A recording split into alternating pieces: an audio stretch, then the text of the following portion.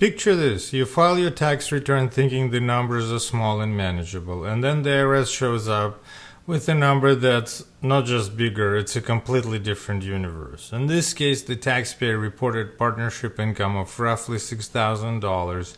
The IRS later said that same share should have been about $224,000. That's an increase of approximately $218,000. After concessions and what ultimately survived in court, the disputed story lands with a share of about $57,000, meaning roughly $167,000 of that IRS jump didn't stick. But the taxpayer still ended up far above what she originally reported. That's not a bookkeeping hiccup. That's a substantiation saga. My name is Alex Dvorkin. I'm a certified public accountant in the state of California. And if you like this kind of real-world tax storytelling, please like this video and subscribe to this channel.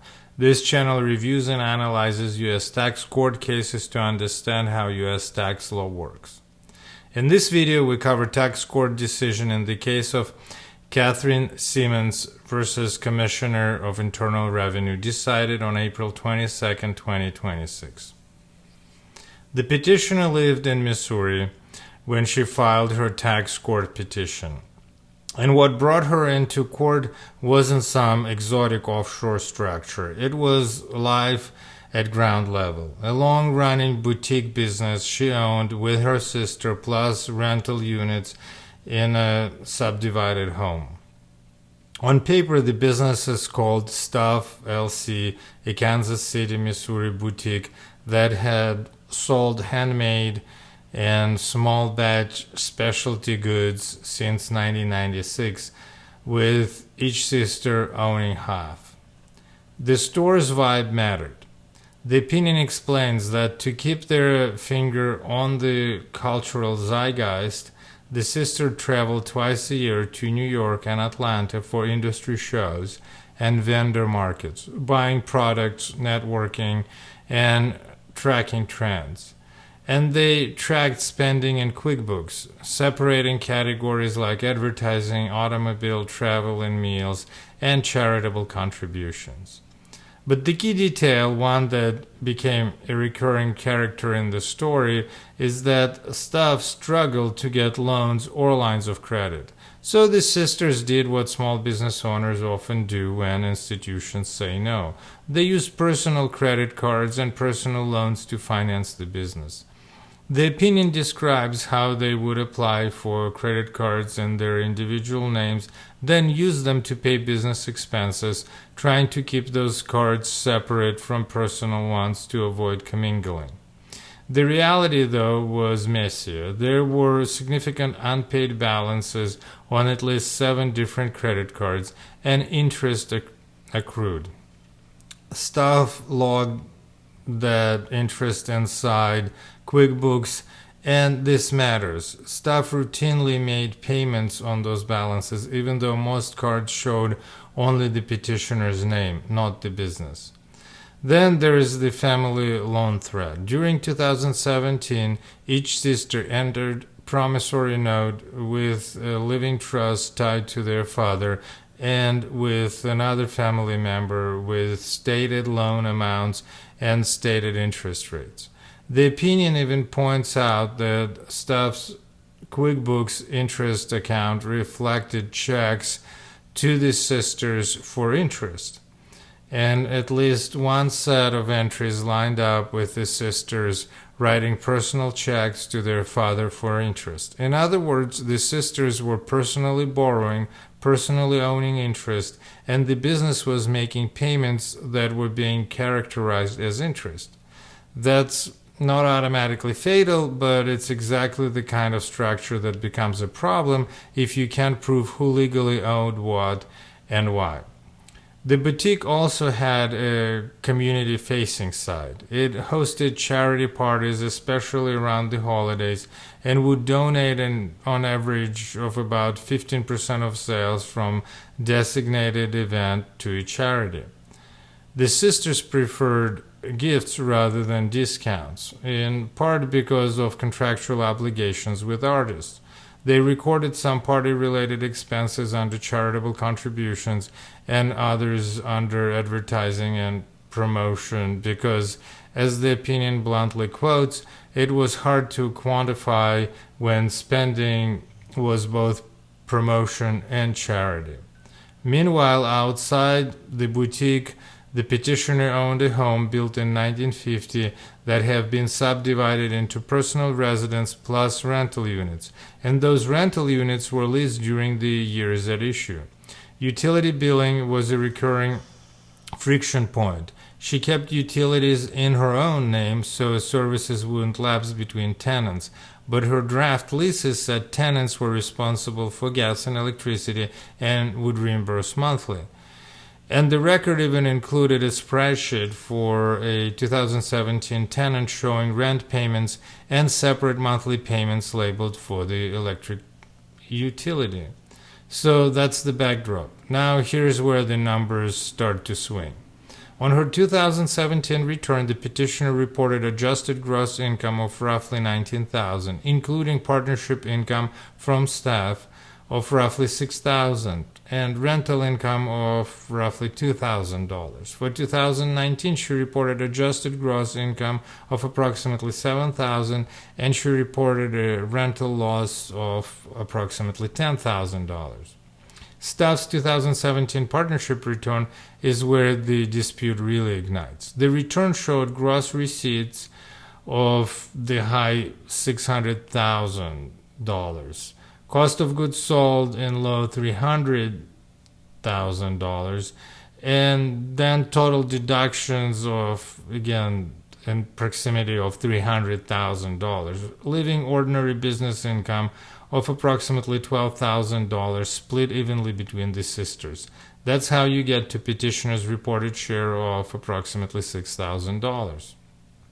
Then the notice of deficiency hit. For 2017, the IRS determined a deficiency of approximately $81,000 and an accuracy-related penalty of approximately $16,000. For 2019, it determined a deficiency of about $4,000. And crucially, the IRS said the petitioner's share of staff's 2017 income should have been approximately $224,000 instead of $6,000. That kind of jump doesn't happen because someone forgot to staple a receipt. It happens when the IRS disallowed big categories of deductions.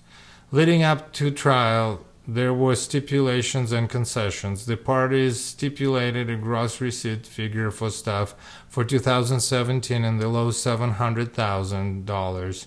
The IRS also conceded several major items. It allowed all cost of goods sold. It allowed the travel expenses for the New York and Atlanta trip with the standard meal limitation applied. It allowed a slice of advertising and promotion, and it allowed a chunk tied to charity parties.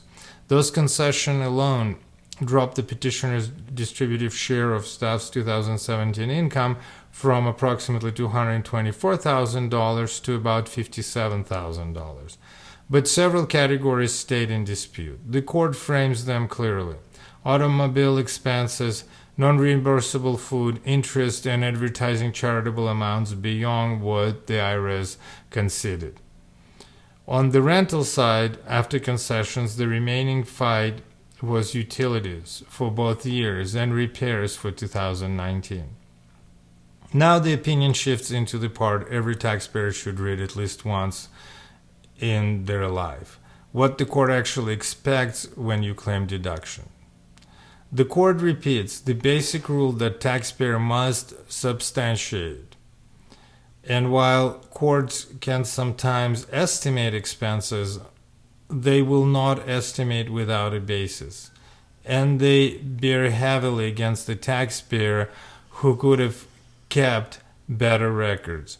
And for certain categories, travel, meals, listed property like passenger automobiles, strict substantiation applies.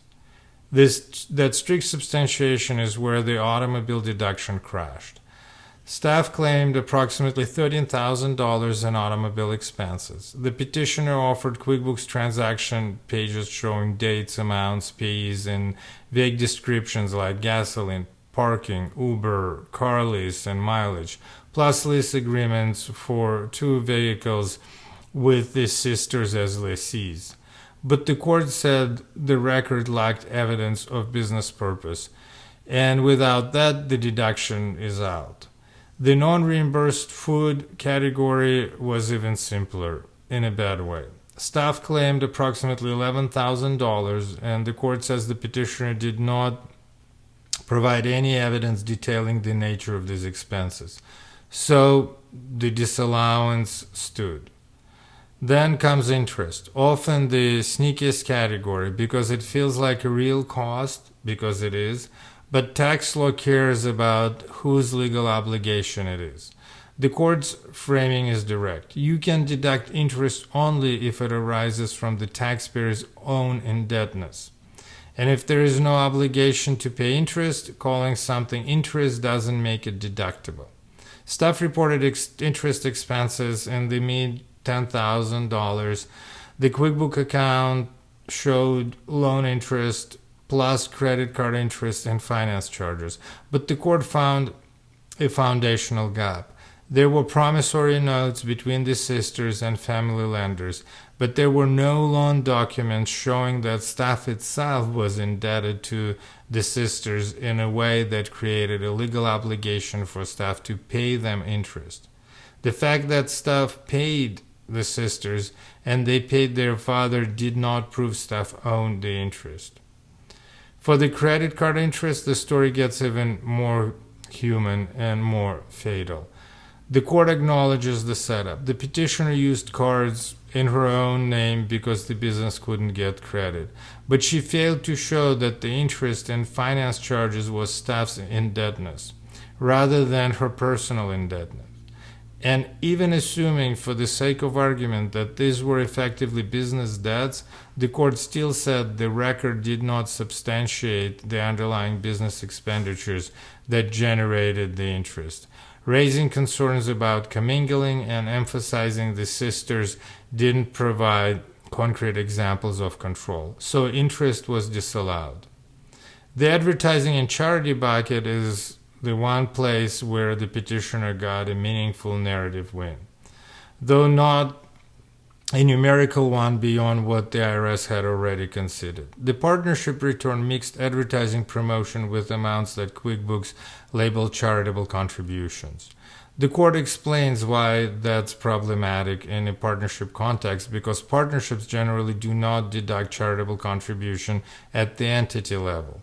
Those pass through to partners. Still, the court recognizes nuance. Some payments tied to charities can be legitimate business expenses if they're truly aimed at generating business benefits. Here, the IRS considered about $4,000 of advertising and about $21,000 connected to charity parties, but argued the taxpayer hadn't proven the parties served a business purpose. The court disagreed, essentially calling it smart retail. The boutique tied donations to sales from a specific day using the milk of human kindness to encourage the customers to show up and buy. That line is doing a lot of work. It's the court saying in plain English, yes, this is marketing. But beyond those considered amounts, together approximately $25,000, the taxpayer lost again. The court described the QuickBooks entries as suffering from a lack of information and noted the sisters didn't testify in detail or provide supporting documentation like point-of-sale receipts. And for the remaining charitable contributions, the entries didn't identify donee organizations or show compliance with substantiation rules. Now we pivot to the rentals, where the story feels smaller but still sharp. For 2019 repairs, the petitioner claimed approximately $16,000. Her support was a handwritten repairs spreadsheet totaling roughly $6,000 divided by units and all plus receipts. The IRS considered roughly $6,000, slightly under the figure, after allocating the all line. The taxpayer didn't fight the scope of the concession, and the court held she hadn't substantiated more, especially because she couldn't show the receipts representing additional repairs spending beyond what she had already separated into repairs versus maintenance and advertising. Her trial explanation was basically, I can't tell you specifically what expenses are, but there's always large repairs. The court was unmoved and kept the repairs deduction at about $6,000.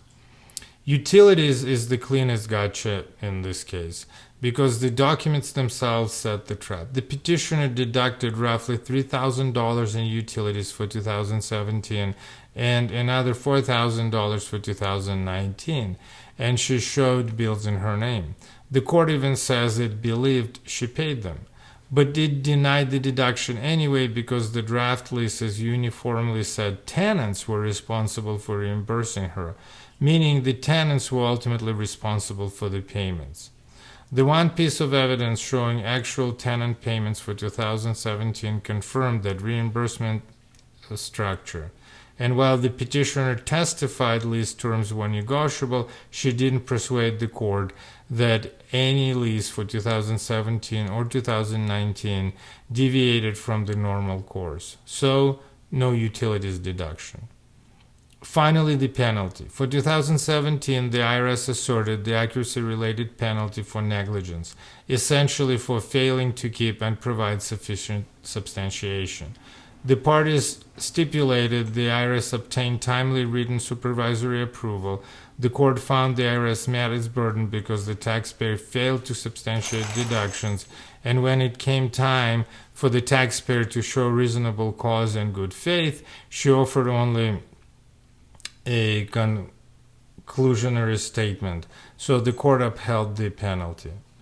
And that's the ending. The decision would be entered under Rule 155, meaning the exact math gets finalized afterward based on the court's holdings. If you're looking for practical lesson here, it's this. QuickBooks categories are not magic spells. Labeling something interest, advertising, or repairs doesn't make it deductible. The court kept coming back to the same theme: proof, clarity, and the business purpose actually shown in the records. Or put it differently, if your documentation is vibes, the IRS will respond with numbers. My name is Alex Dvorkin. I'm a certified public accountant in the state of California. And if you like this video, please give it a thumbs up and subscribe to this channel. And I'll see you in the next tax court case review.